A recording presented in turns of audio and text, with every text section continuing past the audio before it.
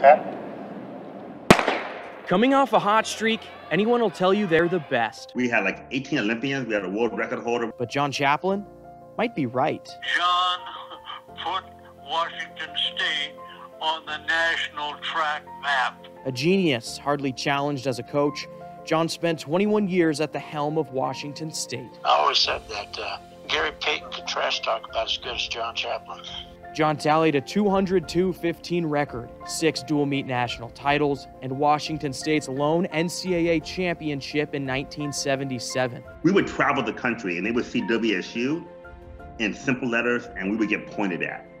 People knew who we were. Ironic, though, for a man who doesn't even like running. No. I despise running or swimming or any other kind of physical exercise. There's a lot of nuance to Chaplin, a story with so many turns. It starts with a lost boy from LA nearly missing town after having taken the wrong one. I said, oh my heavens, I think that was it. Pullman didn't have the signage it needed to have at that time. And so I turned around and went back and stopped at a gas station. That's where Pullman is. And the guy said, you're in it. We have plenty of signage now. You know where you're at when you come in. But John found his way, becoming a force with the Cougs. He ran 4 different events. His success so important, Coach Mooberry instructed the grounds crew to paint the lines on the track to his liking. During John's time, Washington State converted their 800-meter track down to 400 meters, and they kept a straight extension, like this one here, keeping the 200-meter race in a straight line.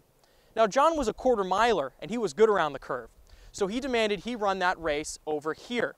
Now, the grounds crew didn't like that very much, because it's a lot harder to paint. I remember one day, he said, that damn kid from California, that damn kid. John left WSU in 1963, a team captain, breaking 2 world records. He thought he left the sport behind him. Well, I'll go get a master's in Oregon State 1 year, and then I go to law school. Old habits die hard. A grad assistant position opened up. If I could be a full-time assistant track coach, I'd do it.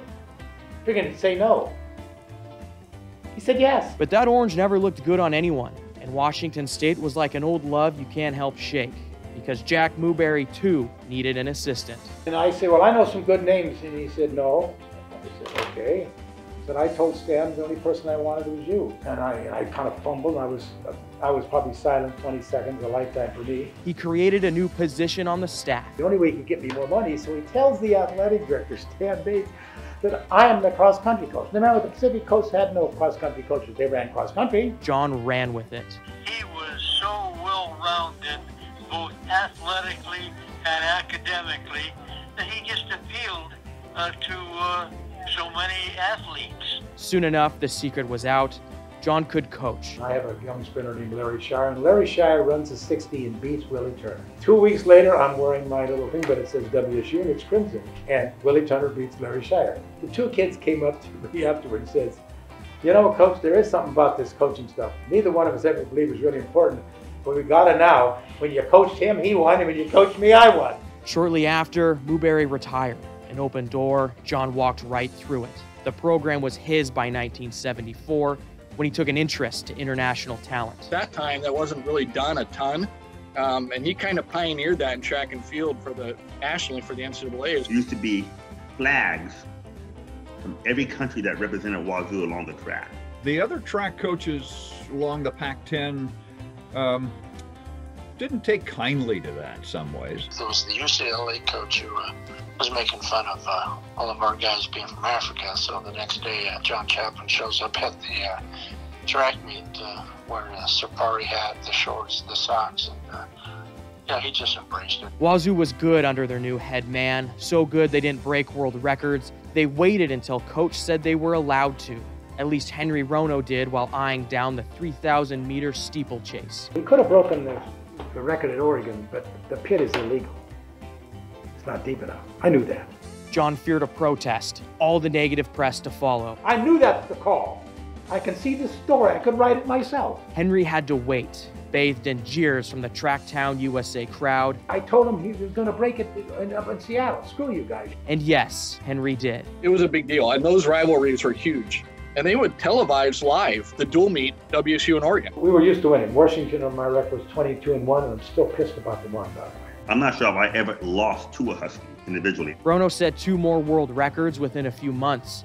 let alone has John asking for a statue. That's what the statue should look like, just like that run. But it wasn't always about winning. In fact, academics always came first.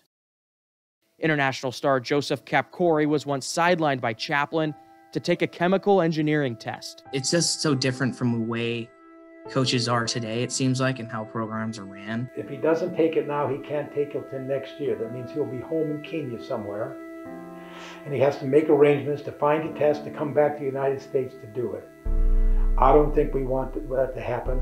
I sure don't want that to happen. That was the only meet we lost that year. It was by a really slim margin. A few kids lost a ring, yeah, right. But then, you know, but I don't think there's one to this day doesn't think that what they did was right. Involved in the university academically, he was in the missions office. He was helping kids pass classes. John was vocal, pushing back on admission standards he felt were racist. If he sees some injustice some way, he's going to fight for that student, and he did. Didn't matter if you were the last guy on the discus throwing team or the fastest guy breaking world records. He did care about everybody. He was a genuine guy. A man of his word, Chaplin's become a lifetime clergyman of the sport. That during the 2000 Olympic head coach nominations, some idiot nominates me. A several-hour-long process. I had 27 of the 31 votes. Took just minutes. So I am now the Olympic coach. He coached the Sydney Games. He would go down to Oregon and beat Oregon at Nike's hometown, and he would do that on a regular basis. And then to be, selected as the Olympic track coach. I mean, that pretty well verifies the fact this guy knows how to coach. At one point, one of the most powerful men in track and field. But what he's most proud of, you won't find on the walls of his study, sewn in the pocket of his jacket, or on the top of a podium. One simple rule, I graduated 97%. My buddy, Billy Ayers, for example, Chaplin bugged him all the time. Whenever he saw him, we bugged him, Chaplin bugged him. Finally, at 52, I think he's 52, he got his degree from Wazoo. And Chaplin was so proud of that. John doesn't rest on his laurels, but these days, he takes time to himself. He's an art collector, from his parents and things like that. I do a lot of reading. I do a little writing here and there. He's been involved with the community. He works, helps with a hospital.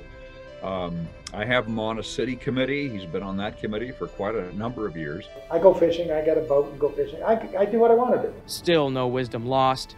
He offers advice, the same advice he's given every single one of the 83 All-Americans under his wing. You need to remember that your greatest asset is also your greatest liability. Thank you for your time. Hope to see you again, son. That was it. Chaplin could have easily said no to some random kid that walked in the office that asked how to be on the team. If he would have said no, I would have never done track again, and I don't know what I would be doing. Because he knew track wasn't going to be something they could do for the rest of their lives. He was setting them up for their futures. Really set goals up for us, made us strive for them. And he didn't play. If you didn't strive for it, he's going to hold you accountable for it. John waits on that statue of Rono, but a formal memorial equally begs his namesake. And that international connection has been well seen over the years. Not necessarily just in track athletes, but I mean just the way that we recruit international students. John had a tremendous impact on that. And there ought to be a way that they can memorialize him because of that impact that he had. Because today, it's just a sidewalk square on Main Street, a cubby in his fraternity's trophy case, a few headlines in the paper. Unexplainably, that's all that's been done to honor this Cougar great.